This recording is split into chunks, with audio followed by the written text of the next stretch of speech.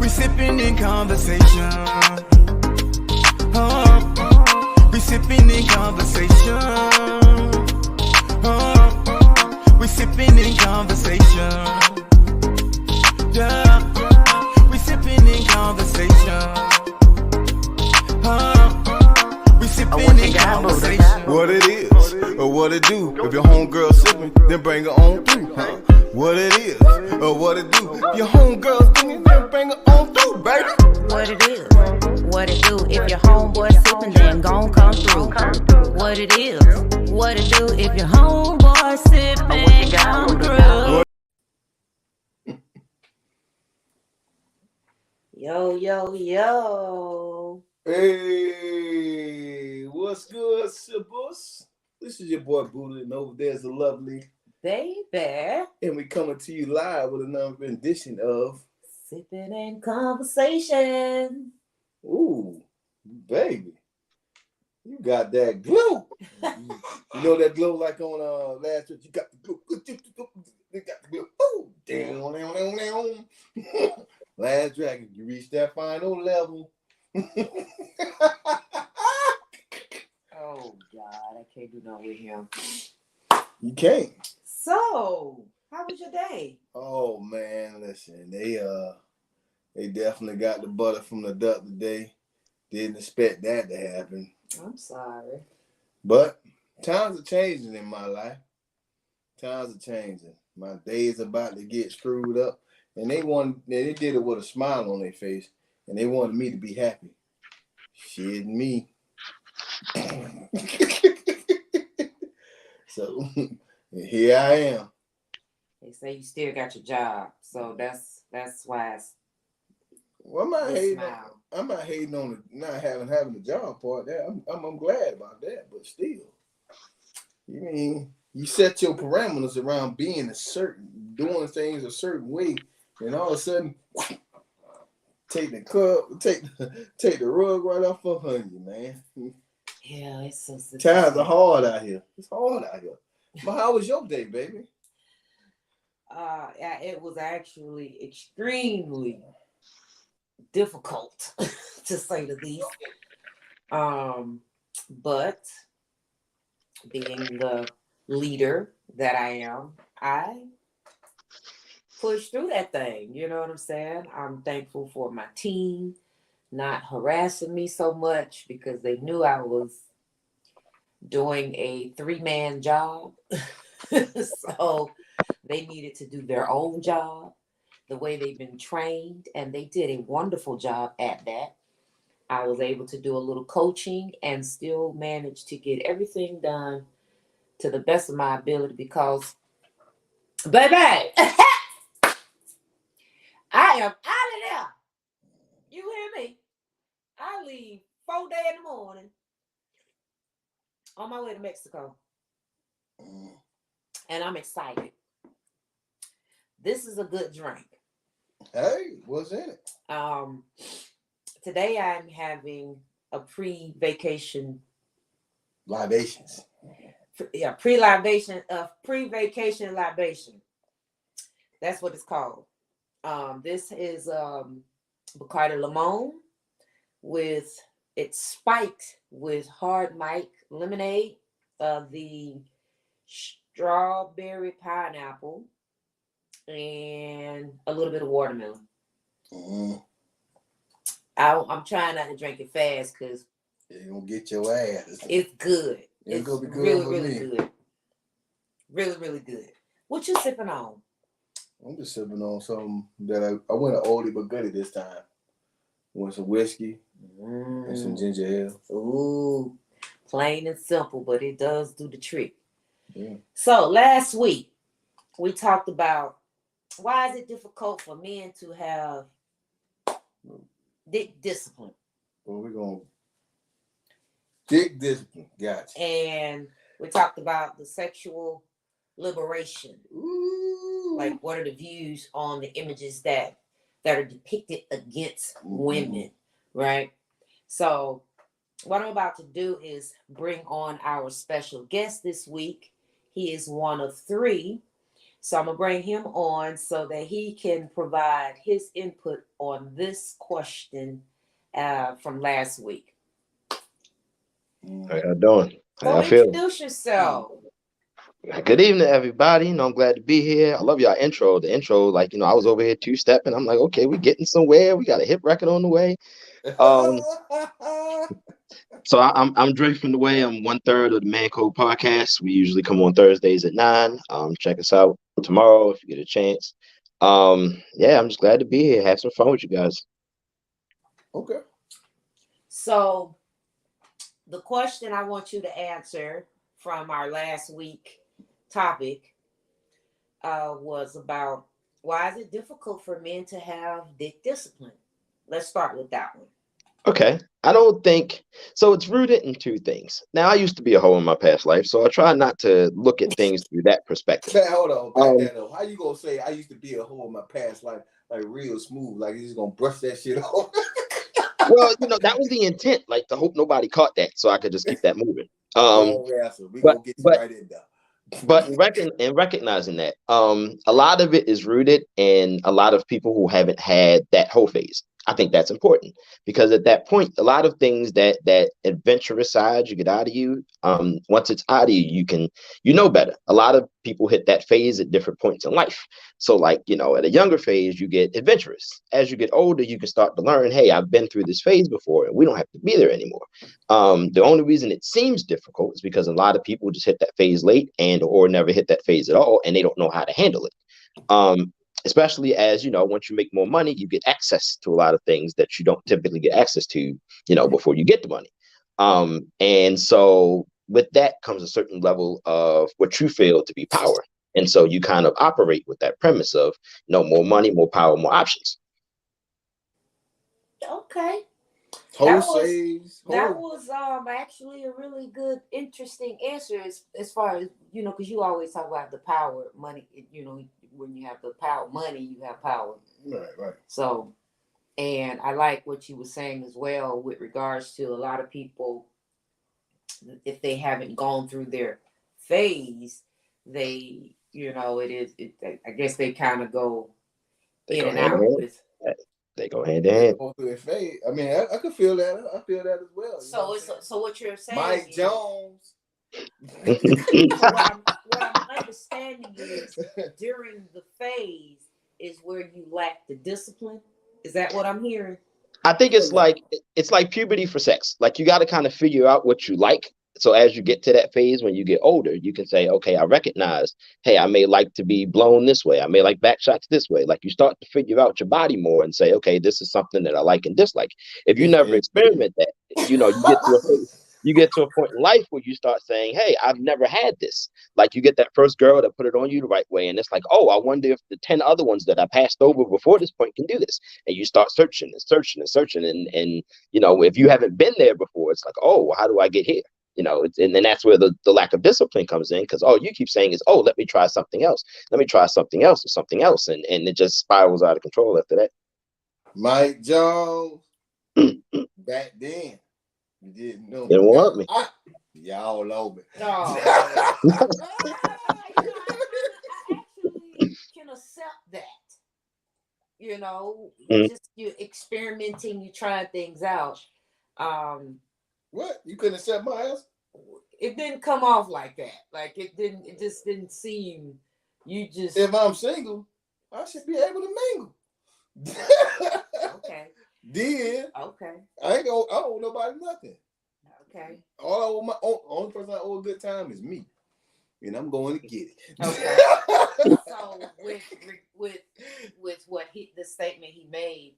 My input on that on last week was it's not that you're single, it's the fact it is when you are interacting with multiple women and hypothetically you are engaging in intercourse with all of these women and you just so happen to engage in intercourse with two of the women unprotected.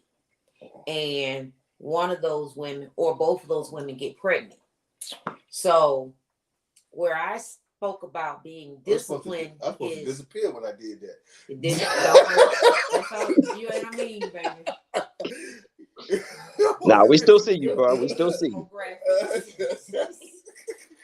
But I'm saying, so what I was talking about was the discipline in, yes, by all means, do you. However, when just because you can does not make it right. So with that being said, if there's consequences and repercussions for those actions of that one reckless night or that one reckless moment. And so instead of putting it in the name of, well, I'm single and so forth, a lot of men, not all, a lot of men tend to stray away from the accountability for their reckless behavior. I mean, I think you want to take that one first? I think what you're saying is two different things. Like you asking for discipline versus accountability. Discipline is not having putting the rubber on per se. You know what I'm saying? Making sure you are legitimately taken care of, meaning condom or not having sex at all, or whatever. But in your case, you're using a scenario of two different women that you have an unprotected sex with, that they know that it's just only two. Mm-hmm. You know what I'm saying? And then you're saying that if I know you're clean and I know she's clean, we done been tested, and I'm shooting up the club. I'm not even talking about being clean. I'm just talking about in the scenario of you are doing the things that you do. So where's the discipline in that? Right. That's what I'm saying. There's no discipline in the fact that you want to go out and you want to have 5, 6 multiple women because you're single and you can do this. No, that's not what I'm asking for. But when you get into the situation, okay, the circumstances change because now 1 or 2 of those women that you were doing what you wanted to do with, and you ended up having that one, like I said, reckless night or reckless moment. Where's the discipline in? Okay, you dealing with 5, 6, 7 women, or however you do, whatever y'all do. But shouldn't you, at the very least, always bag it up? Well, I think to Buddha's point, that's a difference between dick discipline versus dick education. Like discipline is just more the act and how you are acting with the dick. Now, once you get to a point of education, okay, pulling out condoms, that's a separate conversation. Now, I think, a lot of men get stuck in the point of, we've all, at least, I have, you have sex unprotected. It feels different, like you put. So, so naturally you get to a point where it's like, you don't want to miss that feeling. You kind of want to just keep that going. Now you should be more educated in the outcome of what could happen in doing that. But that's where there also comes in a point of, consideration. But I think there needs to be more education done when you pick a partner in that regard, instead of just assuming that everyone's going to have the best interest of you when you have that moment. Okay. I understand.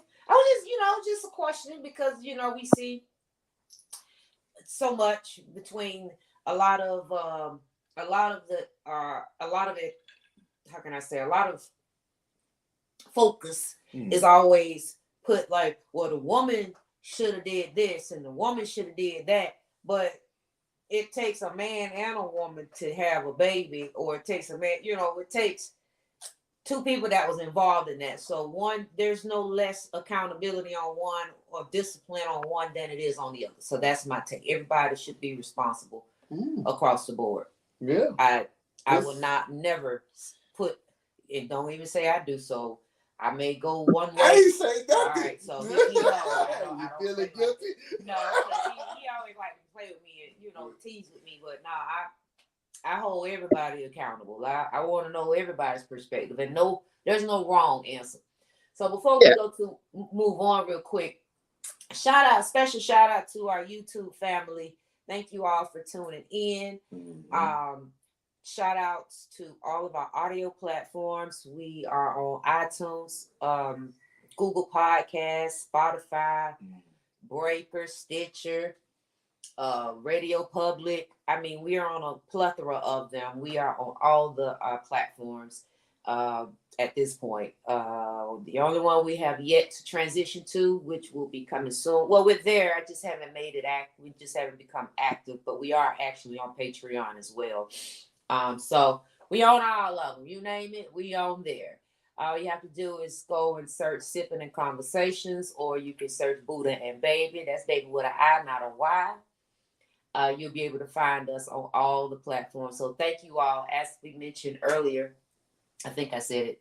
This is our season finale. We go 12 strong weeks, y'all. 12 strong weeks, and then we take a little hiatus, and then we come back for 12 more weeks. And we've been doing this for a little bit almost. I think it's about over 200 episodes to date. And so that's a big milestone for us. Our following base is growing, and we appreciate you all coming in every week, coming out to our shows that we are a part of, where I'm hosting and so forth. So let's keep growing and let's keep going. Okay. That's what we're here for. And as you can see, we got new guests coming in, another podcast that's in the making. So we want to make sure we bring everybody on, because we know we need to get on together. You know what I'm saying? It's enough to be the nation. Absolutely. So I just like to drop that in early on so that people know how to, if they can't reach us live, they know that they can find us on our audio platforms. So while we at it and we start talking about other podcasts, the man code. How did this come into existence? How do y'all podcast come into existence? So we started as kind of just a group of friends. You know, everyone has a group chat, right? And so we are, we're in a kind of a running group chat, and it's a bunch of us at first, but the three of us tend to be a different level of balance. We have Neil's more of the prophetic balance. You know, he's a little spiritual, so he'll put the positivity and the word in. My man Sully's a little bit of the balance, where he's a little bit of me, a little bit of Neil. So he's kind of the balance between the two of us. And I'm just completely to the right. Like if there's anything out of the way or unnecessary that needs to be said, I'm the one that's going to say it. So it's a good balance. We started with kind of relationship advice and things just from three differing perspectives. But as we've kind of evolved both as men and as our platforms evolved, we really started tackling some social conversations. A lot of men's mental health is kind of a big thing that we look at as well. How dating affects men. I think we get enough perspectives of how the women feel, and it's not to devalue it, but I think there's just not enough conversation about men with men. Just getting to things like dick education, like being more responsible with, some of the power that you may hold with your voice and with a lot of those meanings. So that's kind of just how we keep it going. Interesting. Right. Oh, okay. So as y'all been, how long y'all been doing this for? About a year, right? Yeah, we've taken it seriously about the last couple of months, but we would do like a pop-up every month. We would all like stream from our pages, just kind of having conversation with our respective friend groups. But then we kind of around Thanksgiving, we kind of talked about really taking it to kind of a more expanded level. Okay, so here's the question based on that. Since it's three of you guys, which topic that y'all had that y'all all three strongly had y'all different opinions on, which was almost controversial? Which topic was that? Women proposing. We all took drastically different opinions. I am not against it, because I believe that if you want someone, that there shouldn't be a gender role that defines that. If you felt that you have found your life partner, I don't think it should be the man has to do this versus the woman has to do this. Would I want to be proposed to? No, but I am not mad at the ones who do, because I feel like if you feel you have someone, we often have conversations about why it feels like someone's in a relationship 6, 7, 8, 9 years and there's no wedding, there's no ring, etc. And it's because you're waiting on the man this entire time. Well, what if you feel you want to be married within 2 to 3? If the goal of your relationship is to end with marriage, why does it have to wait on his time if it's a partnership? Why can't you both? If you feel that that's your husband and you need to go get your husband, go get your husband. My colleagues felt completely opposite. One's a little more spiritual, so he's more of the traditional man should propose, women do this. And the other one's like, I can understand it, but, and that's where his balance went the opposite direction. Like, but I don't want that for me, and so on. I do believe that, there should just be more empowerment in that regard. If you're waiting on a man to propose and you're wondering why he hasn't proposed in 10 years, there should probably be a conversation after about year 4 or 5 as to what she's waiting on. Okay. See that was it. You see how that works, baby? You see how that works? All right. So in this idea for you personally, the man code, what is it that you ultimately want to get out of this? I enjoy conversations that I don't think happen often. Like, I know we can talk all day about why men act a certain way in relationships and women. There's a million different platforms that can do that. What I want to start to get more into, as my own growth occurs, is to talk more about not being afraid of therapy, not being afraid to express your emotions, because I think a lot of the time men are too hard for themselves. Like, we could legitimately love a woman and are so afraid of that moment of vulnerability that we sit in silence and just hope that she assumes that we feel a way about her. As well as just, being more vocal with our emotions in general. If we don't like something, we shouldn't feel like we have to walk on eggshells to protect an ego in order to say those things. Finding better partners. Like, I think a lot of men get into relationships for the wrong reasons, because it's sexually compatible, or that, oh, she lets me do what I want, or a lot of the things that I wish we would talk about more as men about wanting out of a relationship. Like, it's okay to say, I want my partner to be as good at something as I am, or to be as equal to something as I am, without it feeling like it's an attack on women. Everyone should be entitled to a preference. And I think too often there's a pigeonhole into saying a man has to be this or a woman has to be this in order for it to be a productive relationship. Right. And my last question before I let baby do what she does best. You got some questions? She don't. She on vacation. Your legacy, man.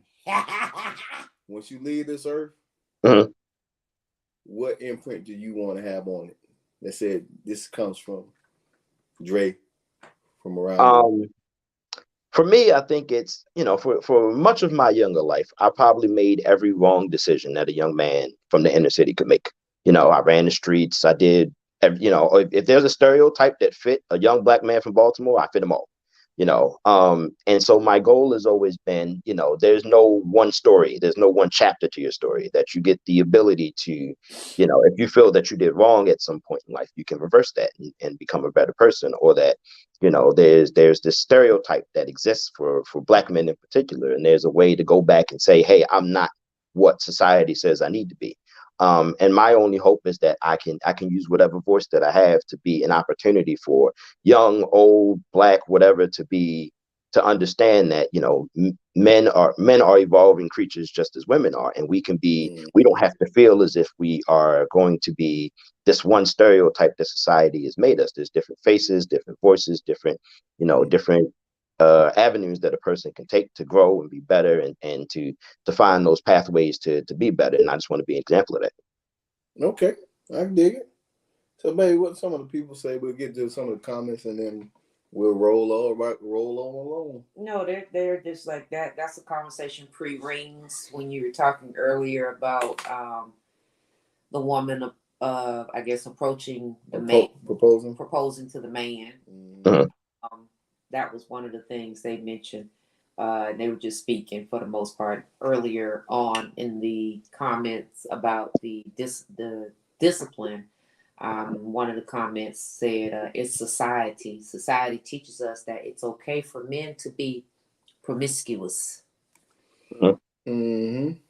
So, I mean, I wouldn't disagree, but I don't think that's more.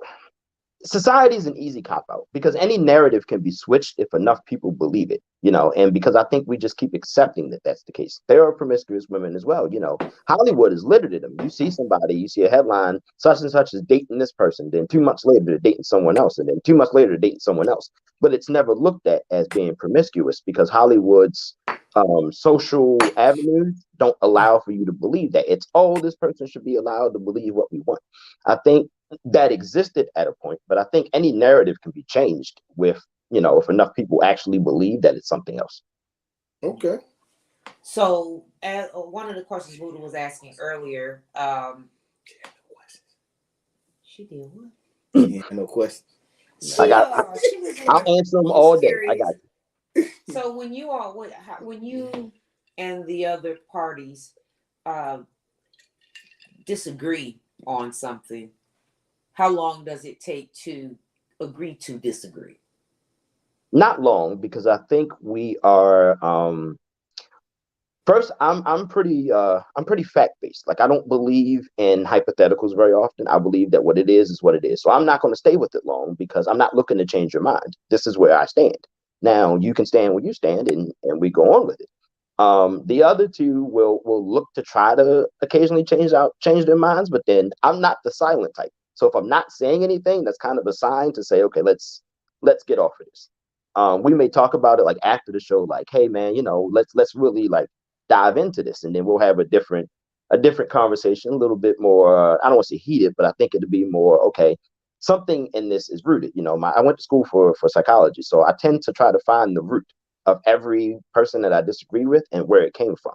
So, like, if I believe that, if I believe in that, and you don't, I want to know, where did that begin for you? Like, where was that lesson learned? Yeah. For Where you did to you feel get like what that? started that? Yeah. Right. And then we can go from there, because then it helps me understand your perspective. I can say, okay, you learned this at this age and with this person and with this avenue. So now that's how you process that information. Okay, I can understand your viewpoint. I may not agree, but at least now I understand.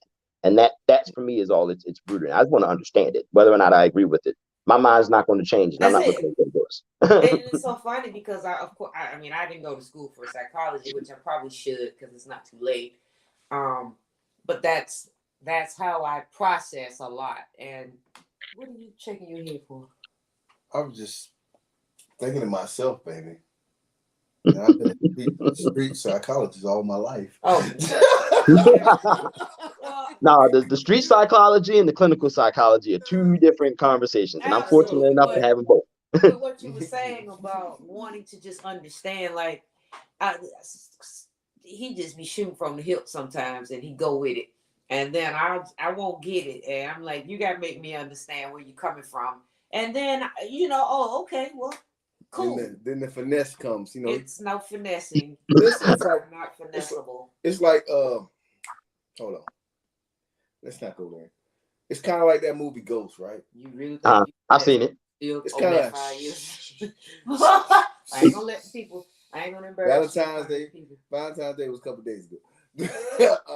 So it's like that movie Ghost, right? And she's sitting there with that pottery, and she's doing and they playing the Righteous Brothers, and then buddy come in and just molds it with her. It was a little lovely scene, but I just, that's where I was at with it.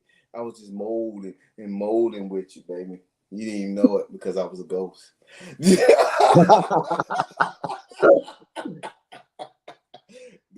Listen to the people in the bike. Negative. All right. So let's see what the people say. Because we ain't finna listen to this, y'all boy Buddha. So when it comes to dating, what does it mean to you to organically meet someone and instantly fall in love versus meeting someone and falling in love at first sight? See, organic is a very interesting word choice, because I've always been a believer, and not many people, this is not to say it doesn't exist, but not many people are organically themselves when they first meet you. They are a representative, and they need to see how you respond to that representative before unleashing the actual person that they are. So it's rare that it happens. Not impossible, but it's rare. I think love at first sight, I think that's rooted in lust more often. Like, it's hard to love a person upon first seeing them, because that means you love the physical, and the physical deteriorates over time. So if I love you at first sight, then what do I actually love about you? I love what I see, not necessarily you. So I think that, it's because I think we use love too loosely. I think, to actually love someone is to actually love all that encompasses them, not like an initial introduction. You just love the appearance, you love the character that you see, not necessarily them. I could go a different direction than that, but of course you can. And I will. Now let's do it. Let's be messy. Do the Buddha thing. That's what you do. Well, you say love is, you know, some of these people are spiritual, energy based, right? Mm-hmm. And they can come to a person and see them, but they meet the energy and the spiritual part of them first, and they encompass that. Like I met a young lady. I don't want to talk about it too much because she's the best. What you do? I love her. Just talk and just reference it as a long time ago. A long time ago. I was like 14 years old, Mm-hmm. and I was, that's some years ago, right? So I met a young lady. Wait, how old? 14. And you? That's not. Well, go ahead. Let me finish my story. That was cute. Go ahead. Let me finish my story before That's I say cute. goodnight now. Go ahead. So I met a young lady, and instantly I opened the door, I looked at her, didn't say nothing. But my first words was, "I'm gonna marry you." Mm-hmm. She looked at me like, "Yeah, what fuck? You blind? I'm too long for this." I married her. You know what I'm saying? Mm-hmm. So, do you say was it the building up to that, Mm-hmm. or was me knowing when I first opened the door that this was going to happen? Now, we didn't stay together. Because I'm a own me and say my pride got in the way on my end for whatever reason, and I grew up and we grew apart, but it doesn't diminish the time we spent together and the 2 children we have. But it started when I first met her. You see, at first sight. So spiritually, I connected with her, not knowing shit about her. Okay. So I'm going to ask you a couple of questions. You said this was at 14, right? 14. Were you sexually active at 14? Absolutely. Okay. And what was it possible that your attraction to this woman could have been rooted in the fact that she was attractive, right? No, because she was about a good at that time. She was about a good 6.5. And so so I know. Really? I'm about to chop her. so you knowingly accepted the 6.5 because you felt that this was going to be your wife one day. Yeah, man. It's like it's like I seen angels and shining lights and shit. You know what I'm saying? But I mean, metaphorically, I was like. Mm-hmm. So what was it about her that gave you that feeling? It was nothing that I seen in front of her. I mean, not the physical. It was more of. It was like I knew. You know what I'm saying? I knew. And it didn't matter where she was, because we dated for like 2 or 3 weeks, broke up, and then 4 years later, bam, we married. You know what I'm saying? So, I mean, like, I was like 6 years, because I got married like 2021. Didn't last for 10 years, but either way. So you felt that was love at 14? Like I'm only trying to figure out, because at 14 you're still learning the process of emotions. So love I get it. I mean, the thing is, I felt in that moment, I knew that she was gonna be my wife, and I was there. I was loving, and she had to do some other things to break me off the path right then. But I stayed on the path because I eventually got exactly what happened. You know, what we basically got married. So like she did this, she cheated.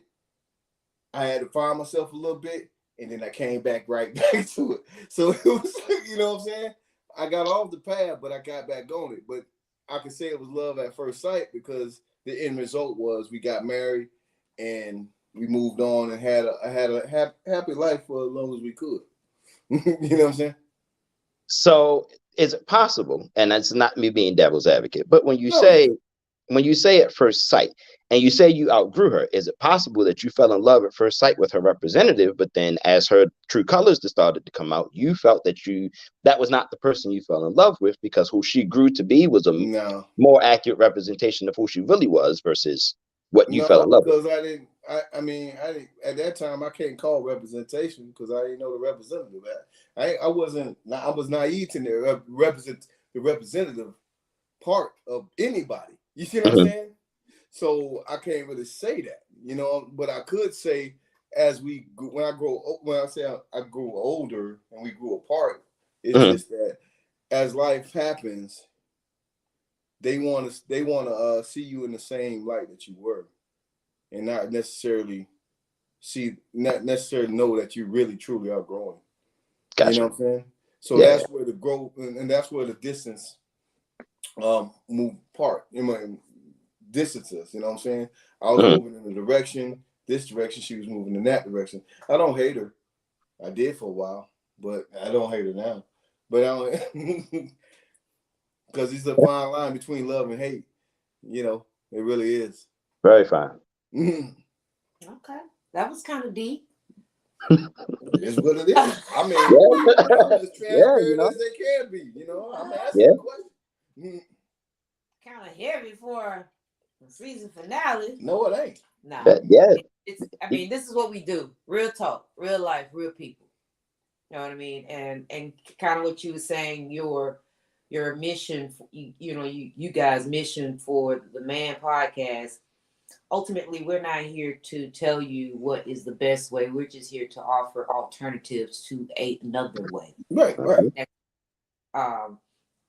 But just kind of on what you were saying about that representative, you may not have known that about the representative then. So, but in your quiet time, maybe look back on certain moments and just kind of decide, not decide, but to just kind of analyze, was that really a representative? Matter of fact, did I show up with my representative?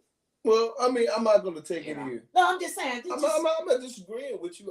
Only answer I could give him is, I was young, and that part of me, wasn't developed yet. You know what I'm saying? You know what I'm saying? So I can only go from the tools that were given me in that time. You know what I'm saying? No, there's nothing wrong with it. Yeah, I'm not disagreeing. It could have been a representative, but damn, I said I'm gonna marry you. You know what I'm saying? Regardless of who I was, how I got there, in the end, I did exactly that. You know what I'm saying? Yeah. I felt that. Understood. So listen, tonight. Pew, pew, pew. Tonight, we're gonna get into. We're going to take a little quick break. All right. And then we're going to come back into tonight's topic. And I'll have it posted up by the time we come back from a little break. So, listen, go get you something to drink. If you're drinking water, go replenish your cup. Whatever it is, go take a little tinkle break. And we're going to be right back. Okay? Mm-hmm. Oh, this is for the simples. Yeah. We sipping in conversation. We sipping in conversation. We sipping in conversation. Yeah. We sipping in conversation. We sipping in conversation. What it is, or what it do. If your homegirl sipping, then bring her on through. What it is, or what it do. If your homegirl singing, then bring her on through, baby. What it is, what it do. If your homeboy sipping, then gon' come through. What it is, what it do. If your homeboy sipping, come through. What it is, or what it do. If your homegirl sipping, then bring her on through. What it is, or what it do. If your homegirl singing, then bring her on through, baby. What it is, what it do. If your homeboy sipping, then gon' come through. What it is, what it do. If your homeboy sipping, come through. We sipping in conversation. We sipping in conversation. Yeah. We sipping in conversation. We sipping in conversation. Real talk, real life, real people. Real talk, real life, real people. Hey, real talk,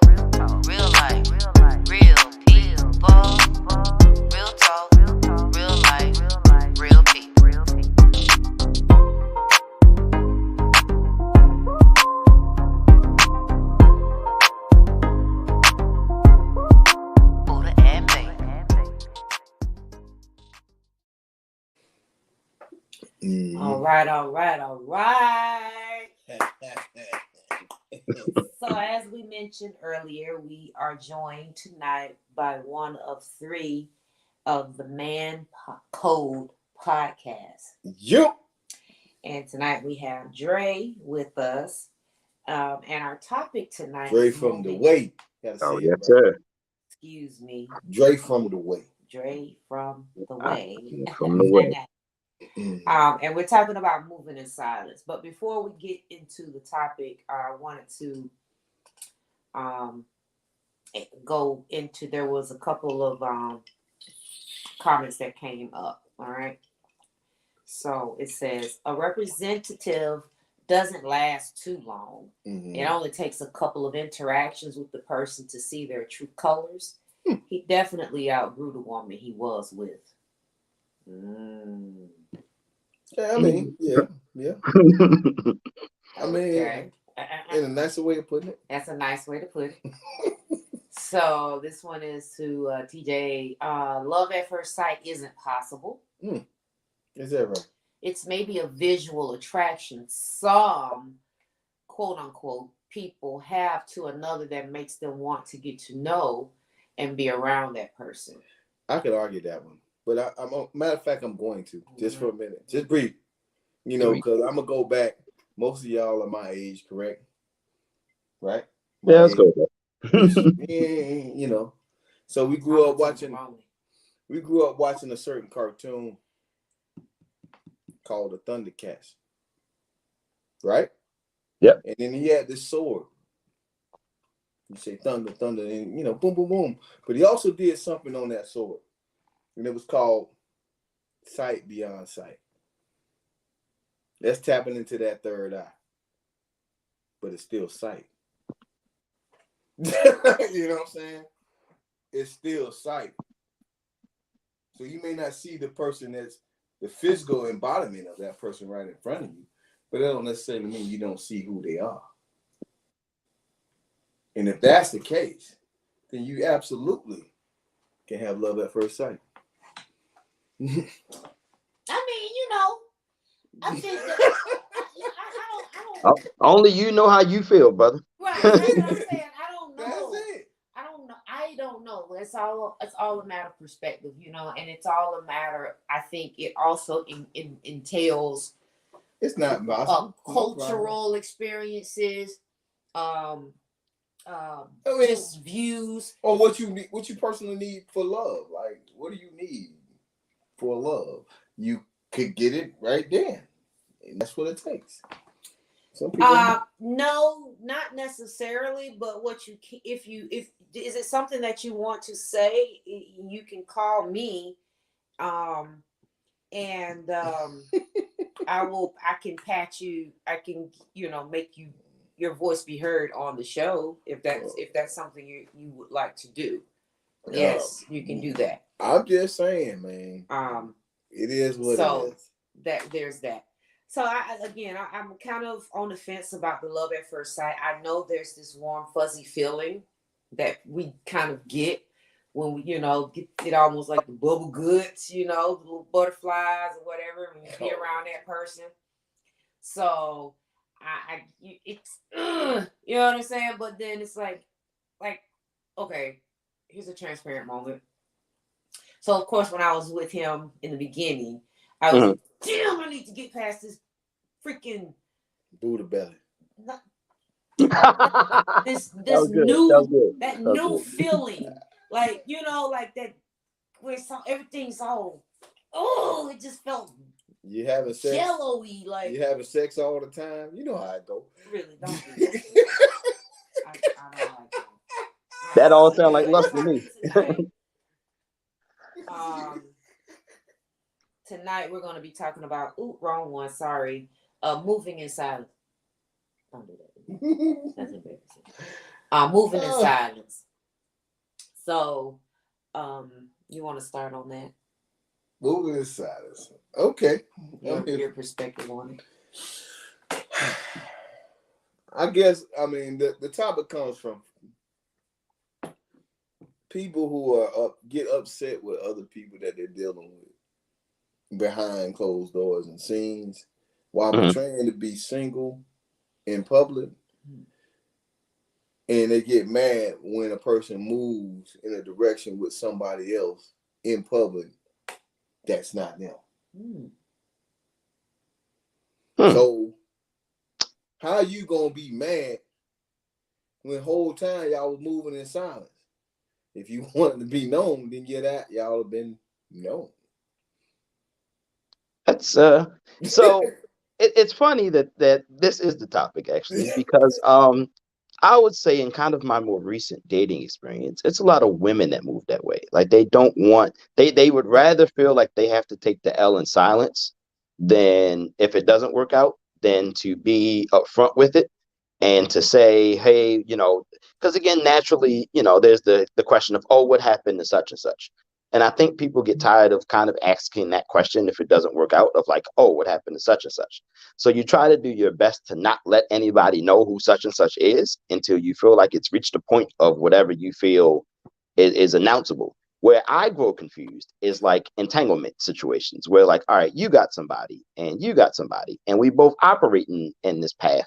But like, if I want to step out with somebody else, like who designated you the sole cheater in this case? You know what I mean? Like, who said that only I am staying with you?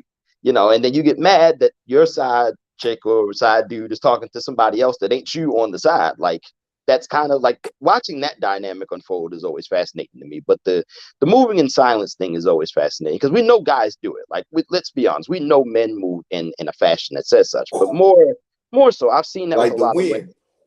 Yeah, lot of women now are starting to kind of take that same mindset of like, okay, I'm not telling anyone who I'm, especially even in the dating phase.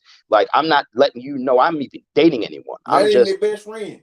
I'm a move, and you interpret it however you interpret it, and I'm denying whatever I see. And if you accept it for what it is. And it's just that's a more common occurrence these days. When did this change? Is because I guess now that we've moved in such a media based interaction, that you can meet people from anywhere on this blue dot and other dots. And, you know what I'm saying? So you can find a person anywhere. Okay. And not have no physical interaction until maybe one day you guys come to the conclusion that that's you're good with it. So you've been if they're across the country, across the state, across whatever, from East Coast to West Coast, and you all are talking on a consistent basis, that you should assume, I guess, that they have someone that keeps them cozy in between, right? Just using those that, I'm just saying that, like, so I was just curious, when did that disconnect start in the, we don't want to say too much, but from the look in your eyes, I can tell you wanna. Boo. I think social media plays a large part into that. Like, I caught the song. She thought, hold on. She thought she gonna be slick. She gonna say a line from a song and think I wasn't gonna catch it. That's why I get it. I ain't gonna say too much. When I look in your eyes, I can see you wanna. You wanna cover your boo. Yeah, it's funny. That's funny. I caught her. She thought she was slick, bro. She thought she was slick. That's why you gotta catch her. I just want to let stuff just ride. See, he just like he just like don't make me come here. Yeah, because she's trying to be original when she wasn't original. And you gonna stop it.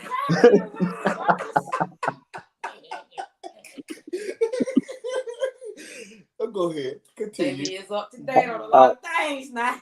Yeah, that's funny. I think that social media has played a large part into that, and I don't mean the access of it. I think that we have allowed for a platform now for people to kind of say things without repercussion, where you feel comfortable kind of voicing your opinion on things that have real world consequences.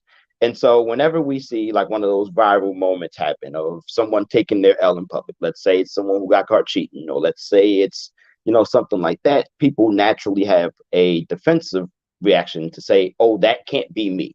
And they start moving in a way that says, I don't want to be, to quote an old song, when Jay-Z talked about putting them on the Summer Jam screen back in 03. It's that same thing. You don't want to be the next person on the Summer Jam screen. You don't want to be the one that when that viral moment happens, your name and your face is attached to it.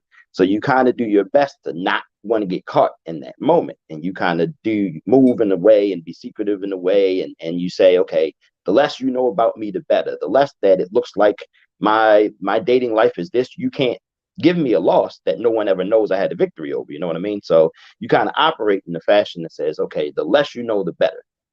Again, men have always done it, but like now, there's a lot of women to get to the point where it's like, I don't want to look crazy out here. So the less you know, the better. Okay, I get that, especially. So we're looking at it from a different angle. Is it possible to move in private, but not silence? Like where's the line that one draw for privacy? I guess my thing would be it's personal preference. Like the access people give to their lives is totally up to them. I mean, social media in itself is a construct of whatever you feel you need to share with the world. So if it's one of those things where you feel like, okay, I want to wait until I'm actually in a relationship before revealing who I'm dealing with, I understand that. I mean, as you should. But I also feel like, that it reaches a point where what else are you only private about your dating life? I mean, sure, everyone talks to someone. So I'm sure there's a best friend or someone that you confide in that has some general idea of what you're doing. So I think it really does just matter if you're only sharing with social media or you're only sharing with your close friends. Like you don't owe social media anything. So if you decide to date and do what you do, no one on the internet has to know that. That's, between you and you. But I think that when it gets to a point where you're not even telling friends or people you consider to be friends, like, hey, this person has no idea, nothing, they don't know anything, whatever, then I question, are you actually like moving in silence, or are you trying to be sneaky? Because there is a difference where you're only moving. So, hey, I can do this thing and nobody has to know. So if it backfires, it's, hey, I don't know what they're talking about. Well, somebody go ahead and read what the people say, because I think they might have said what I was going to say. All right. So I don't want to take the credit. I knew I was thinking it, but I'll let them have the credit. You know what I'm saying? Oh, no worries. I think it's always been a thing, but I feel the reality shows amplified it and made it the way to move because of their status. Okay. And I feel it should be communicated amongst the people involved so no one is blindsided. Right. So she kind of touched on where I was going with that.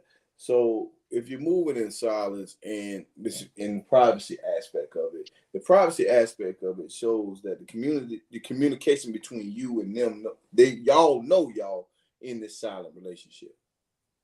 So all this moving and doing it's no surprises there. There ain't gonna be no surprise there because y'all on one accord in this movement, and y'all know that the end goal is you and them being together. So it ain't no, hey, I'm hanging out with some so girl, and now this is my girl out in public. So I want to play devil's advocate to that for a second. So what if the end goal is not a relationship for them, but to keep you from being in a relationship with someone else?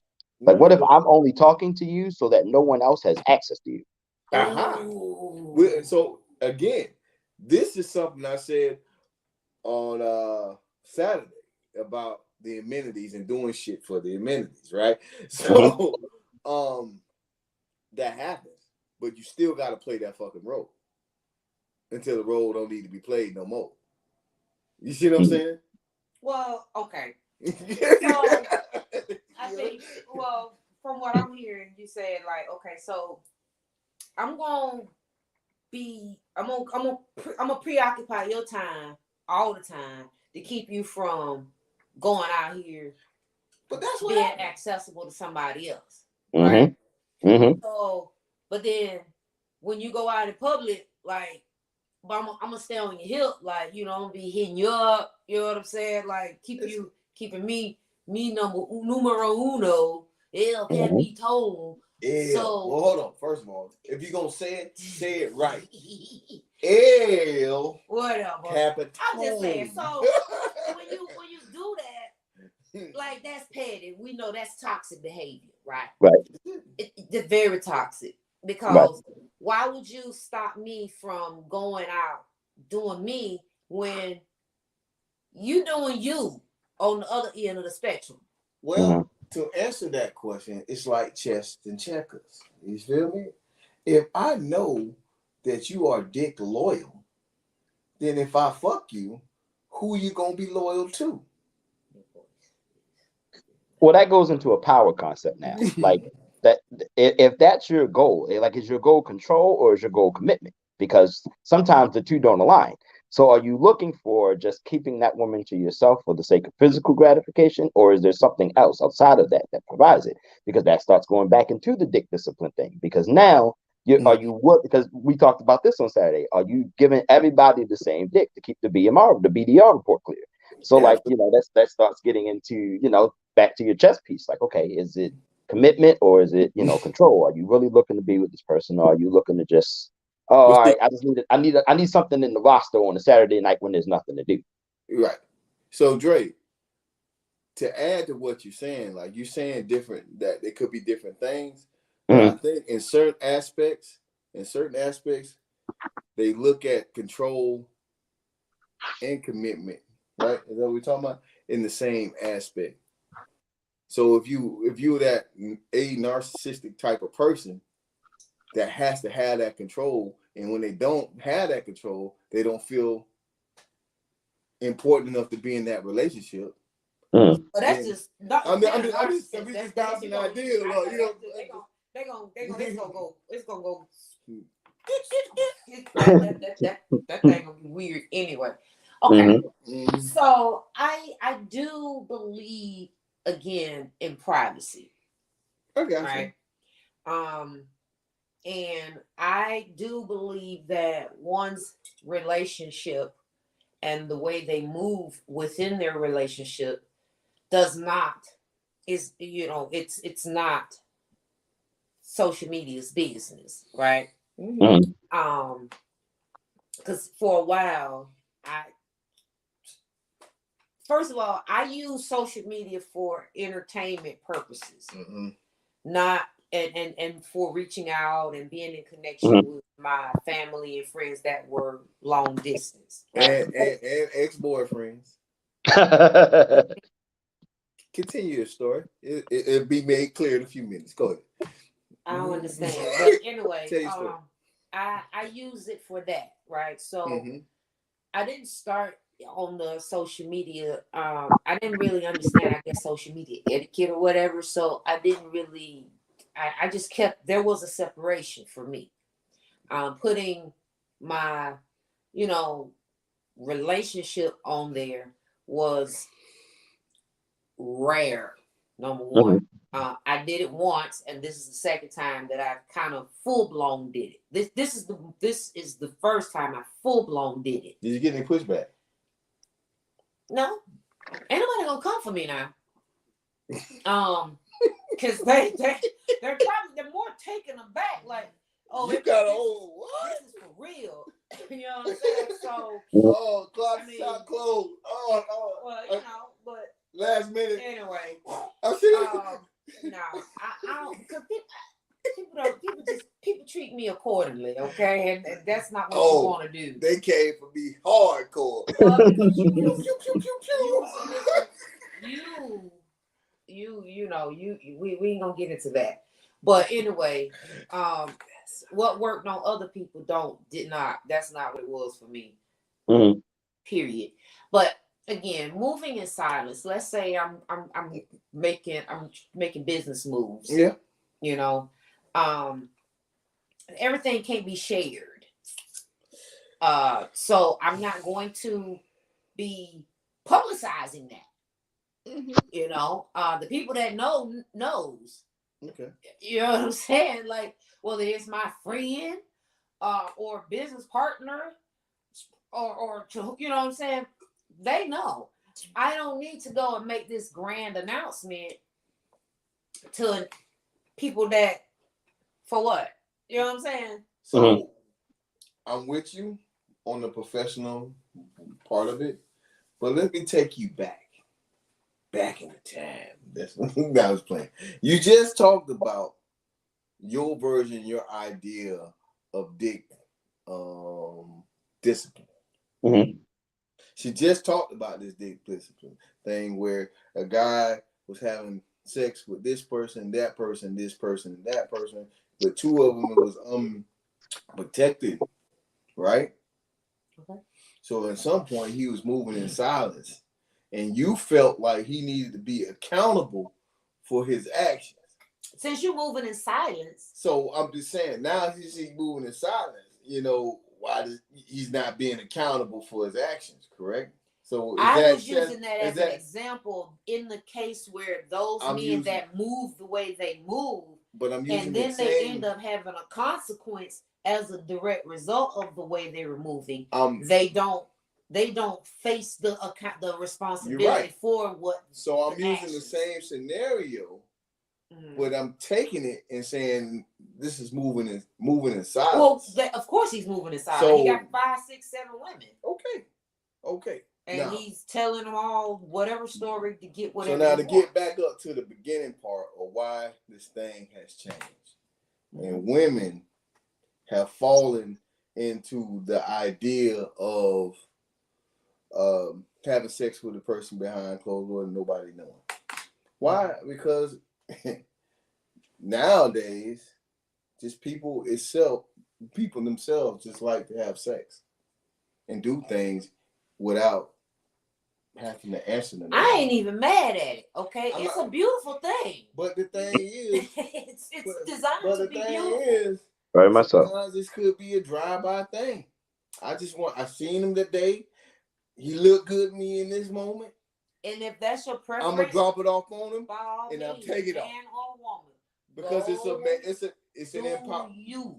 it's an empowering thing for a lot of people to be able to be in control of their own lives. Absolutely. To do exactly what the fuck they want to do. But I will still say and move and pray.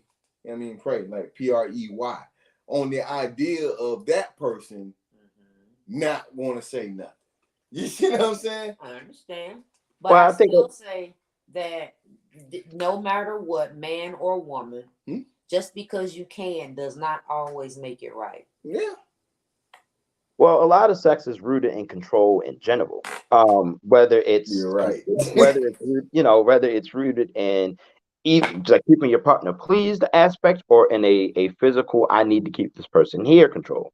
I think a lot of people sometimes become serial daters. They don't really want a commitment. It's I want to, find something to slide into for a few weeks, a couple of months, and then take a break and then do it again, and take a break and do it again. And I think that, it's always been common with men who fear commitment. But again, as society is evolving, a lot of women are taking that same approach. They won't take, they may find someone, hey, we'll do this for a couple of months, or 3, 4 months, and then, okay, I'm going to take a break, detox, get ready for my next one, and like just kind of keep going until they feel I've hit either an age or a point in life where it's time for me to like, I don't want to say it's flipped, like from men to women, where you find more men that want commitment and more women who kind of want to be around. But I think at least in this chapter of life, there's a phase going around where it is definitely more prevalent that women are taking that approach than some of the men are. Some of the men are ready to marry you 6 weeks after they meet you.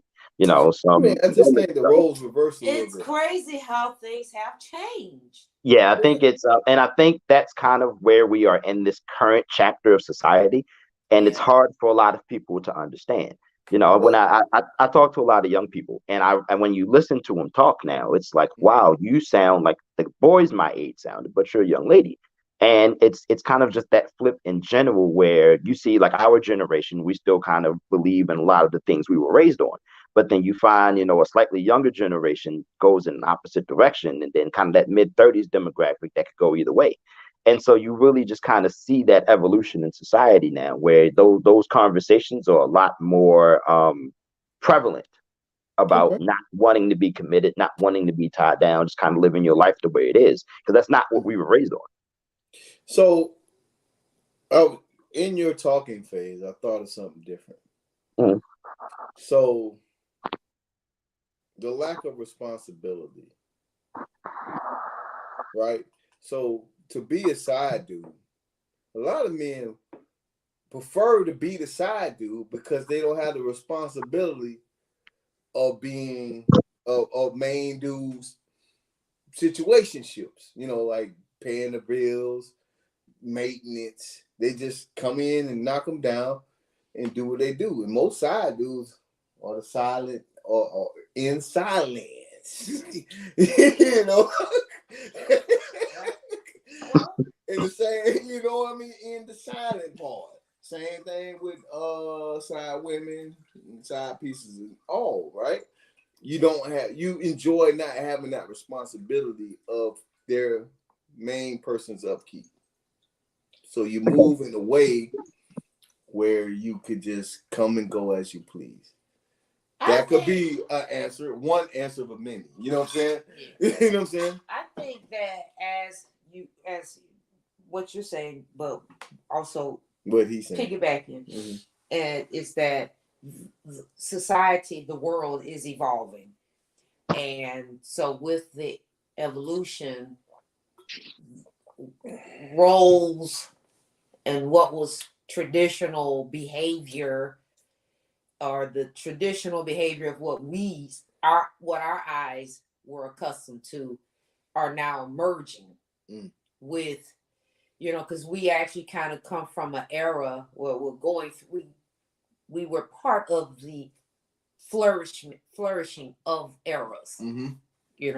From our parents, from being when technology was beginning, growing with the technology, having our children with the technology evolving, and having access to this information quickly, and all the things, right? So we've always had all the stuff. It's just how we're getting access to the information, right? Like he always said, it's this quick, this right now. And so the moving in silence, the world has now built the perceptions of who you are based off of your social media presence. And so if you don't have a Facebook or Snapchat or Instagram or some type of social media platform to validate you, you become invalidated to those that are in that's what they mark. That's how they gauge your who that you are. And so if you are a person that chooses not to be a part of the World Wide Web in that aspect, right, I feel you're moving to them. You will be moving in silence, but in reality, it's just I'm not caught up in the social media hype. But the problem I see, baby, is when it comes to you and your friends, right? So now I'm interested in the young lady. I got to cross-reference with all my homeboys who kind of was like me to make sure they ain't beat the chick. I'm trying, you know what I'm saying? Because everybody moving in a certain way. Yo, did you find this shit? No, that's you should, like, because sometimes if you've been friends with this person for person or whatever for a significant period of time, you do kind of know who they probably ran across, but then you don't know who they was beating behind the bush. My point exactly. Ain't nothing wrong with that, but at the same time, that I guess same girl. Ultimately, is it bad? You got to move in silence. I mean, that this is the problems that people have. You might run, especially like here, in small cities where everybody know everybody. Yeah, boy. And it's like, yo, I found this, this diamond in the rough per se. per se, and then you say that name, and she was your boy jump off. You know what I'm saying? So it's funny you say that because I have both two examples of that. One of my own experience and one where I've been the victim of that. So one where not recent, where someone I was talking to, you know, again, off the radar, off the grid, you know, and it didn't happen. And then you had listened to conversations about this person through, like, you know, people you meet. And it's like, oh man, the same thing happened to me. And oh man, the same thing happened to me. Like, damn, you really just out here with it. Like, okay, I got you. I see how we move it. And then the inverse, where like I've been the guy that a girl wanted to talk to, not knowing that I had dealt with a friend of hers. And then the conversation comes up and it's, oh, well, yeah, I dealt with, you know, we had a phase, we had a thing. Wow, I never knew that. Like, wait, y'all supposed to be friends. Like, how did that not come up? Okay, so now I see, like, I have been on both ends of that. So like it's fascinating to see, especially in a place like Orlando, where it's like, wow, this happens frequently. Like this really is the way that people giving it up out here. I don't think it's so much as people really giving it up per se. However, people are meeting people, you know, there's interactions that's taking place. So friendships are being developed from one moment to the next, right? We can kind of agree. So whom I met 5-6 years ago may not be the same people that I obviously know from 15 years ago, right? But they still my folks. They cool, but they're not gonna know prevalent information that's current. Like the person that's that's interacting with me, that's an active friend. Now, I'm not going to say they're not my friend because we're 15 years deep. It's just an active friend that I talk to them on a more consistent basis. So they may know some current events versus the person from 15 years ago knows something that they don't know. Yeah. You know what I'm saying? And because that shit done been 15 years ago, we ain't really talking about it. But then you run across old boy or old girl in your current, and it's like, ooh. But social media, social media has changed over the last 15 years. Now you could be on you can be in Facebook or whatever these different sites that you on, and you got to really pay attention to who's in the picture. Well, I mean, it goes back. Yeah. It goes back. I didn't know y'all was friends. But then you use it. See, the fucked up part is people use that word friends loosely, like we were saying about love. Right. Just because I roll with a person, I'm just using an example, of course, because we roll with these people, they ain't really my friends, but we cool, we fuck with each other. You know what I'm saying? But the man and girl codes come prevalent once your homeboy or your homegirl touch the motherfucker. You know what I'm saying? Now you got to evaluate the level of interest that they had in that person. Yeah. Do they care? Did they not care? It's a lot of red tape in there. It's a lot of red tape there. Feelings behind this motherfucker that was unresolved. You know what I'm saying? It's a lot of red tape. And man, and especially today, like you can see a girl, you single. You can see a girl and she look nice. And you say, hey, you jump in the inbox, hey, how you doing? Boom. And you see another girl, she looks nice, you jump in her inbox, hey, boom. Now you in 2, 3, 4 people, not knowing that they all good, cool with each other. And then they get mad at you because you trying to get to know all of them. But who's at fault? The person not doing his adequate, especially now. And we're going to get ready to end the show. But especially now, being that we are on social media, whatever platform. He ain't at fault at all because he's single. No, I'm saying. And he's getting to know people. What is the reformed, revised etiquette? May not be written, but I'm just saying the unwritten, revised etiquette for social media DM jumping. Ooh, I don't really jump in DMs. So if I check mutual friends first. Like if I'm going to do it, if I'm gonna jump out there, I gotta check the mutuals first. If I see anyone that looks like, okay, this ain't what I need it to be, I'm gonna keep moving. I also, I check what other platforms we may share. So say, we have a group that we all know about. Like say we're in this group and I see the way that you move in this space. There are a lot of things that I may be like, oh, okay, we pay attention to topics and I see people's opinions on things. And I may see something that's like, damn, I actually thought you was cute. But like, this is what you said. No, that's not happening. That's not where I'm gonna go with that. So for me, it's always mutuals first. What you're putting into the atmosphere first, and then I guess lastly, just if who else do you know? Before but that's why I don't jump in DMs for that reason. Like my biggest fear is like you end up exactly what you just said in a group chat with 4 different people because you don't know that those 4 different people all know each other. And everybody want to screen, and I hate that with a passion. The screenshotting and the regurgitating it, and I don't like that. Like that's if you don't like it, then you just don't like it. Then you know what I'm saying. You ain't gotta just move on. Like you ain't gotta flex on it. But that's the whole point. Like you go to talking to get to know somebody, they think that they're the only ones that you got to get to know in that well moment. Now let me clear. Let me rephrase myself.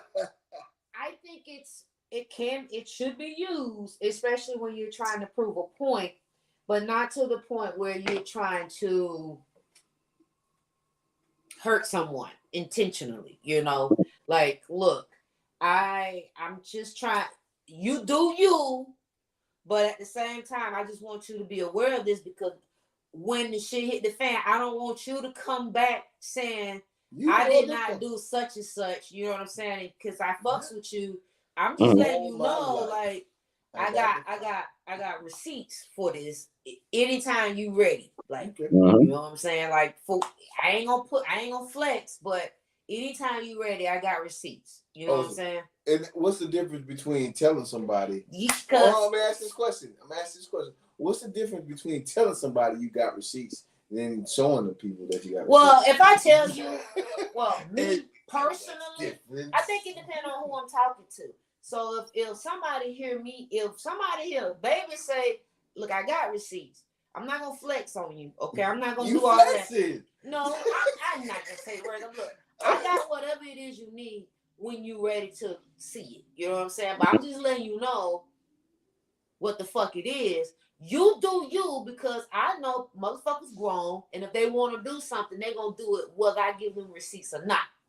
So me putting some shit out there prematurely when you're gonna do what the fuck you want to do is on you. What you need to do is take what the fuck I said to the motherfucker I'm talking about, okay?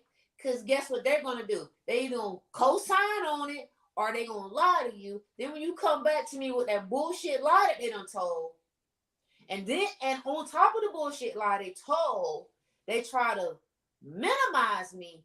Now I'm flexing. Now you finna show the sex tape. I ain't gonna show. That's already on the OnlyFans. Oh God. No, I'm just gonna let you know that I don't have to lie.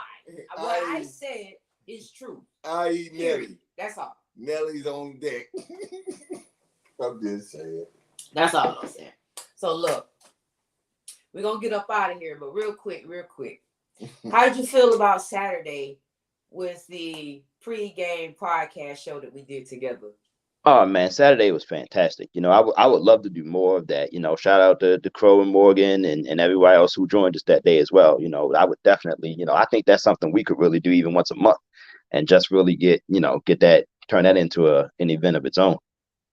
Yeah. Shout out to Chief for putting it all together. You know what I'm saying? Yeah. So last weekend we had a Lovers and Friends weekend bash, and the Man Code podcast, Bottomless Conversations, Crow's Nest Promotions, as well as Sipping and Conversations. We were all a part of a pregame podcast. But it was the pregame of the Lovers and Friends weekend bash. It was awesome energy. It was well received. I enjoyed myself. So I was just curious how you felt about it. The after effects of it all. So. Oh, absolutely. No, you guys will definitely see more of me, both on camera and off. Yeah, that's good. Because, for a while, it took a minute to kind of really kind of get the energies and stuff aligned. I know because I've seen you on several occasions and so forth. We just never really kind of came across each other for whatever reason. So now that we kind of, okay, she really is cool. Oh, he really is cool. Oh, they really are dope. Like, you know what I'm saying? Now it's like, Yeah, okay, that for me, that's just rooted in a lot of street things where you kind of got to feel your own comfort level out with people before you like, enter that space. So it's definitely, I see everybody too, and it's like, all right, I'll wait until I feel like you're the type of people I need to be around, because energy is real, and like I don't really feel it from some people. So like, absolutely, and I don't mind cutting y'all. But look, listen, we had our season finale tonight. For those that catch this on the recap, this is so when you be like, where they at? Y'all ain't on next week? Da, da, da. No, we ain't. But you can catch all of our shows on YouTube, and you'll be able to catch them, recap, see all the recaps and so forth everywhere. Please go to YouTube, our YouTube channel. It is Sipping and Conversations. So you go to YouTube, make sure you like, follow, and share. Any of our platforms, make sure you like, follow, share. On the audio platforms, there is an option where you can leave messages if you are interested in the type of topic that we had, or you have a comment. It is also important that you leave comments, some type of emoji, some type of interaction, because, that's how we beat these algorithms. You know what I'm saying? We need them. The Man Code Podcast needs them. Bottomless Conversations need them.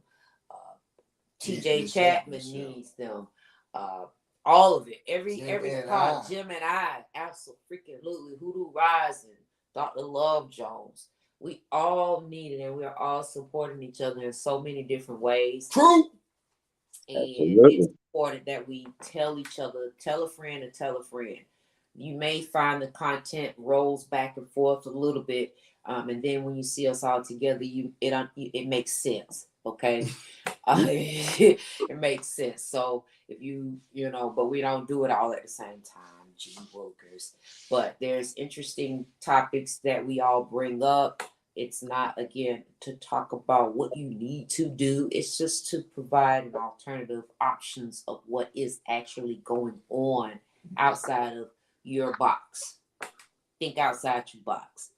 I've been having a wonderful time. I'm going to continue having a great evening until I drift off into La La Land, into my vacation mode. Where you going, baby? Mexico. Hey. Okay. I ain't even mad at him, man. He went somewhere cold. I'm going somewhere hot. It's all good. Hot girls, 100 points. Not with that. Nothing wrong with that. Final words, Buddha? Yeah, man. I appreciate the Man Code coming through. I anticipate, because I got this feeling, I anticipate this thing that you do is going to get way bigger than we ever imagined, bro. Hope so, brother.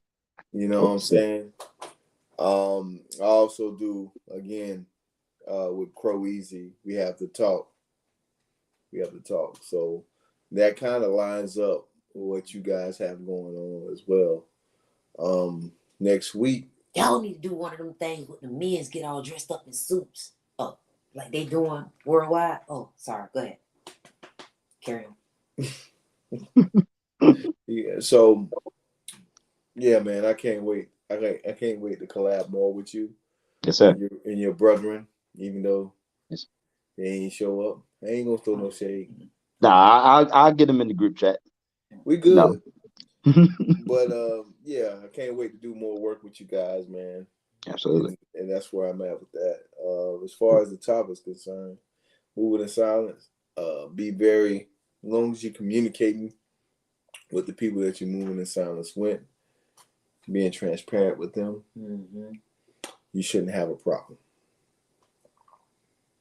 You was all right when I didn't want to be public.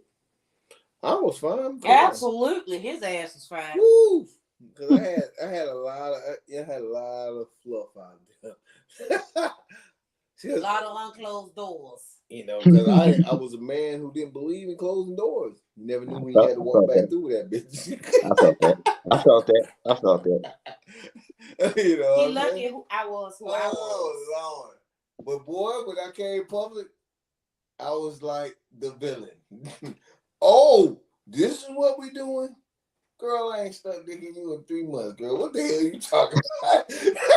Don't you hate that? Somebody you know you ain't never had no chance with to begin with, talking about, oh, you ain't think about me? No. The fuck?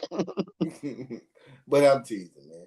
Moving in silence could be good in certain aspects, as far as what Baby talked about, as far as in business, because you know a lot of people like to steal your ideas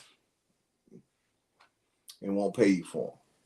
So you got to be very judicious in when you who you talk to. So I get it. Absolutely. Yeah. So what are your final thoughts, Dre from the way? Thank you. Well, I'm from the way because that's always been like a thing for me. Like, you know, people come into my old block and like, oh, who are you? I'm from over there. So it's always been from the way. So you never, like, some people throw out their city and all of that, or this is the block I'm from. So that's just always been something that makes it easier so you don't know where I'm from. Over there. Yeah, exactly. But no, I really enjoy being with you guys. You know, I'm definitely, like, you know, like Buddha said, we're going to collab more in the future for sure. Both on and off cam, because you know I'm always looking for people with just dope energy to be around in general. Plus I don't know how to cook for tea, and like I like to cook anyway, so you know I'm looking forward to it. I mean, really, outside of that, you know, thank you guys for having me. You know, check us out Thursdays at 9 o'clock. We're still just on Facebook for now. The YouTube and Instagram are coming. Patreon, hopefully in the future, if we can get to, you know, where we want to get to. Yeah, I'm just, you know, I'm excited to have you guys, and hopefully I can return the favor in a couple of weeks after your vacation, get you on our show as well. No problem. Boom. Last comment of the evening of the season finale. People like to tear each other down when we see other people happy. Move in silence to protect your peace. I could dig it. Mm-hmm. Definitely, I could dig that. Now that was a good comment. I can feel that, and that's from my brother right there, man. He's part of the talk, so I dig it. Yes, there's reasons to move in silence, and you know, move accordingly. I would always say move accordingly, and do what's best for you and yours. You know what I'm saying? And your peace is it's important. You know what I'm saying? And all that comes along with it. Mm-hmm. So listen, we won't be back until April. Right. So you'll just probably see some, do your recaps, go back to some videos, go to YouTube. We might do some skits. There may be some things. You'll see you won't be stale. But there'll be things in between that's brewing, so we can come up with for the upcoming We might even season. do some Sunday shenanigans again. We ain't did that in a while. I don't know what we're gonna do, but I'm taking a break. And it starts. Okay, that's what I do know. Y'all, listen. April. Stay on the line once we get off. Yes, sir. All right. Mm-hmm. It's the real samples.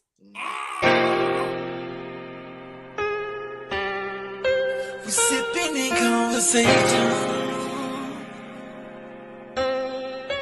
Sipping in conversation. Beat me up, Scotty. Beat me up, Scotty.